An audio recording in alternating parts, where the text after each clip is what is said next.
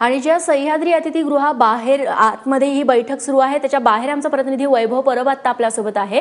वैभव, 1 तास जवळपास उलटून गेलेला आहे ही बैठक सुरू होऊन, अजून किती काळ ही बैठक सुरू राहू शकते आणि यानंतर कुठली पत्रकार परिषद होऊ शकते का?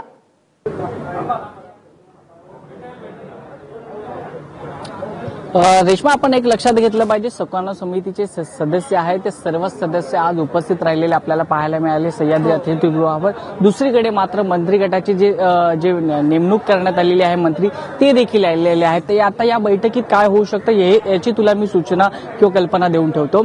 या बैठकीत जे सर्व सदस्य आहेत सुकाणू समितीचे, त्या प्रत्येक सदस्याची जे म्हणणं आहे ते मंत्री गटाकडून ऐकलं जाईल। दुसरीकडे मात्र मंत्री गट मात्र ह्या सर्वांच्या मागण्या आहेत ते आज पूर्ण करतील अशी कुठलीच शक्यता इथे वर्तवण्यात येत नाहीये। दुसरीकडे मात्र हे मंत्री गट आहेत ह्या सगळ्या शेतकरी संपाला कुठेतरी शमवण्याचे प्रयत्न देखील करतील, सगळ्यांना होकार आणि त्यांच्या आश्वासनांची खैरात तिकडे वाटताना दिसतील, परंतु ठोस असं आश्वासन कुठलं भेटेल अशी कुठलीही शक्यता इथे दिसत नाहीये।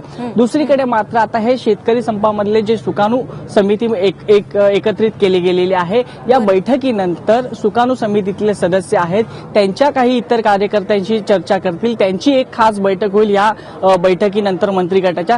दुसरीकडे मात्र मंत्री गटाची जी बैठक होणार आहे ती मंत्री गटाची बैठक सुकाणू समितीसोबत झाल्यानंतर मंत्री गटातली बैठक आहे ती एक वेगळ्या लेवलवर पार पडली जाईल। सुकाणू समितीच्या काय मागण्या आहेत, कशा पद्धतीच्या हँडल केल्या पाहिजे यावर वरिष्ठांशी चर्चा केली जाईल। त्यामुळे आजच्या बैठकीत ठोस असा तोडगा निघेल अशी कुठलीच शक्यता इथे वर्तवली जात नाही। त्यामुळे ह्या बैठकीनंतर आता आणखीन एक बैठक लागू शकते अशी एक चिन्ह वर्तवली जात आहेत रेश्मा।